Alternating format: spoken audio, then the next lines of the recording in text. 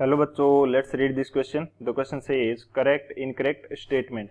Statement first, H2O is a Lewis acid.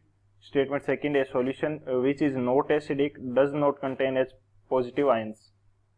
Statement third, for an unsaturated solution, the ionic product of the solute is less than its solubility product. Option first, false, false, true. Option second, true, true, false. Option third, false, true, true. Option fourth, true, false, false. तो इस question के अंदर हमें तीन statement given है, उनके according हमें correct option choose करना है. तो बात करते हैं हम लोग की कंसेप्ट की यदि बात की जाए इस क्वेश्चन के लिए की कंसेप्ट, तो हमारे पास की कंसेप्ट क्या होगा. फर्स्ट की कंसेप्ट है हमारे पास, हमें ये पता होना चाहिए कि लेविस एसिड क्या होता है. फर्स्ट की कंसेप्ट हमारे पास क्या है, लेविस एसिड. लेविस एसिड वो स्पीसीज होगी, वो केमिकल स्पीसीज होगी जिसके अंदर क्या होता है, एम्प्टी ऑर्बिटल होता है. एम्प्टी ऑर्बिट होगा लोन पेयर को एक्सेप्ट करने के लिए. लोन पेयर या इलेक्ट्रॉन पेयर जिसको बोलते हैं, उसको एक्सेप्ट करने के लिए जो हमारे पास एम्प्टी ऑर्बिटल यदि होगा तो वो स्पीसीज एसिड की तरह बिहेव कर सकती है, और उस स्पीसीज, उस केमिकल स्पीसीज को क्या बोलेंगे हम लोग, लेविस एसिड बोलेंगे. तो यहाँ पे यदि मैं लिखता हूं तो वो मेरे पास क्या होगा, a chemical species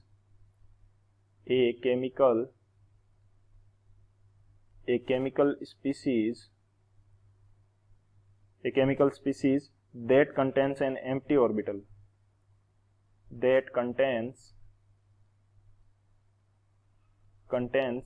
an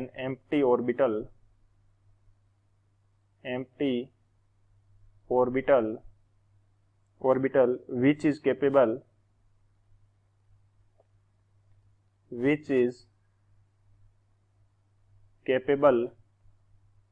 to accept an electron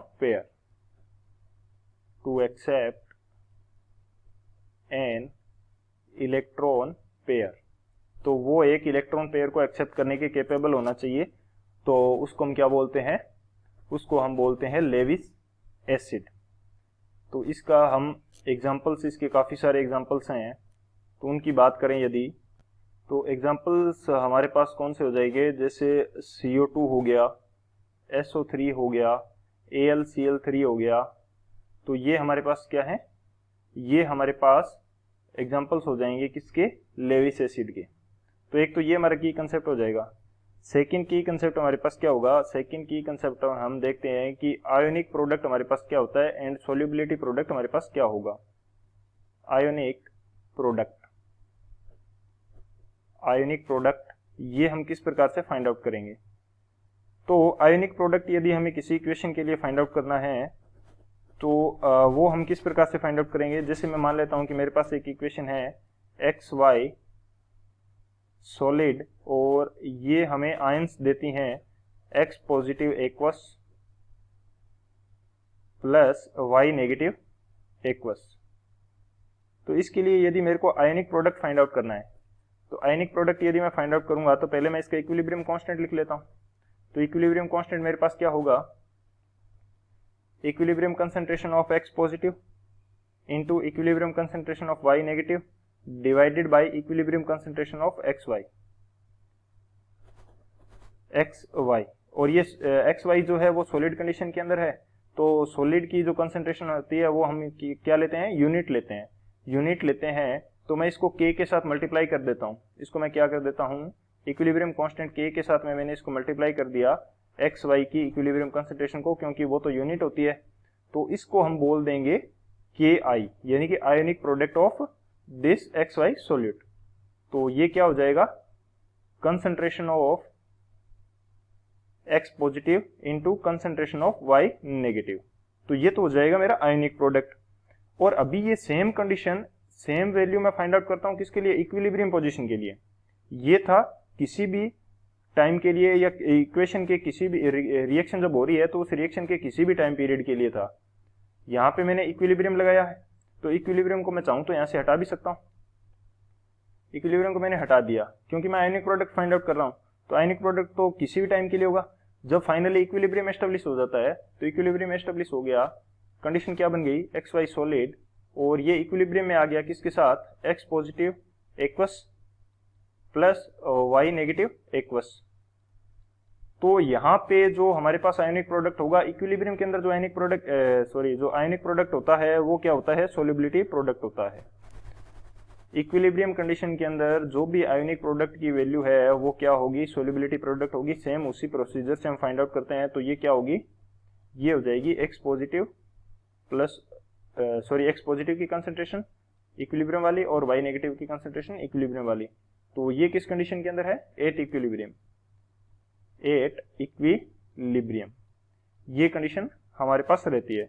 अब हमारे पास एक चीज ये रहेगी कि इनके अंदर रिलेशन से हम लोग फाइंड आउट करते हैं, और वो कौन सी है, वो at any instant, at any instant, at any instant, ये हो जाएगी।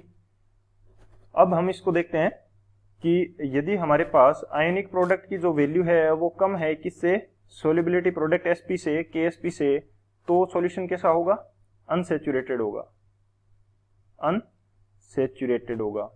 और यदि हमारे पास आयनिक प्रोडक्ट की वैल्यू इक्वल है किसके, सोल्युबिलिटी प्रोडक्ट के, तो कैसा हो जाएगा हमारे पास, सैचुरेटेड हो जाएगा, सॉल्यूशन सैचुरेट हो जाएगा। और यदि आयनिक प्रोडक्ट की वैल्यू ज्यादा है किससे, केएसपी से, तो वो कैसा हो जाएगा, सुपर सैचुरेटेड, सुपर सैचुरेटेड, तो वो कैसा हो जाएगा, सुपर सैचुरेटेड। तो बेसिकली ये कंडीशन रहती है। तो ये हमारा मेन की कंसेप्ट होगा। इस की कंसेप्ट की हेल्प से इस क्वेश्चन को सोल्व करते हैं हम लोग। अब यदि बात की जाए सॉल्यूशन की, तो हमें स्टेटमेंट फर्स्ट क्या दे रखा है, स्टेटमेंट फर्स्ट में हमें गिवन है कि H2O is a Lewis acid. तो लेविस एसिड होने के लिए क्या रिक्वायरमेंट है कि उसके पास एम्प्टी ऑर्बिटल होना चाहिए, लेकिन H2O के पास एम्प्टी ऑर्बिटल नहीं है, H2O के पास एम्प्टी ऑर्बिटल नहीं है। लेविस एसिड के लिए क्या चाहिए, एम्प्टी ऑर्बिटल चाहिए, या ये कौन होते हैं जो एक्सेप्ट कर लेते हैं लोन पेयर को, एक्सेप्ट इलेक्ट्रॉन पेयर। लेकिन H2O जो है उसके पास, ऑक्सीजन के पास खुद के पास इलेक्ट्रॉन पेयर होता है, तो वो इलेक्ट्रॉन पेयर डोनेट करता है। सो H2O क्या करता है, इलेक्ट्रॉन पेयर डोनर है, इलेक्ट्रॉन पेयर डोनर है।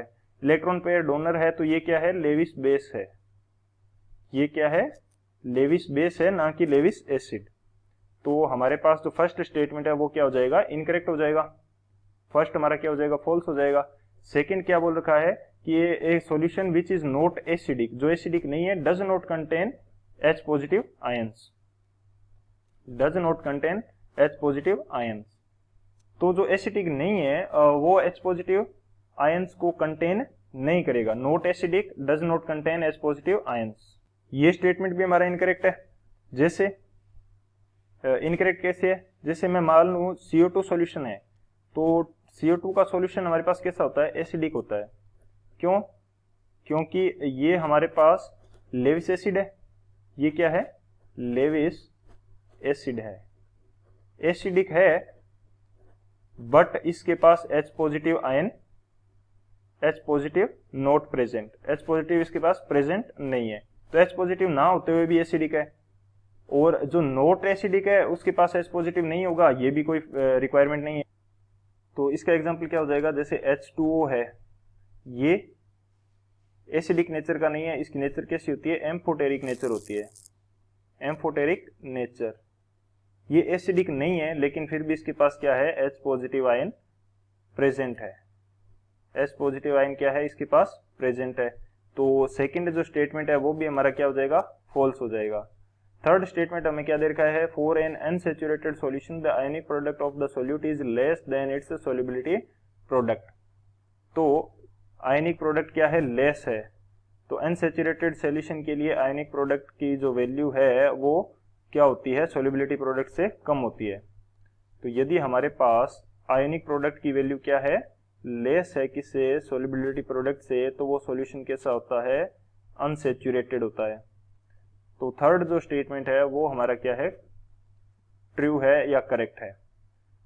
तो फॉल्स फॉल्स ट्रू, कौन सा ऑप्शन होगा हमारे पास, जो ऑप्शन फर्स्ट है वो हमारा करेक्ट होगा।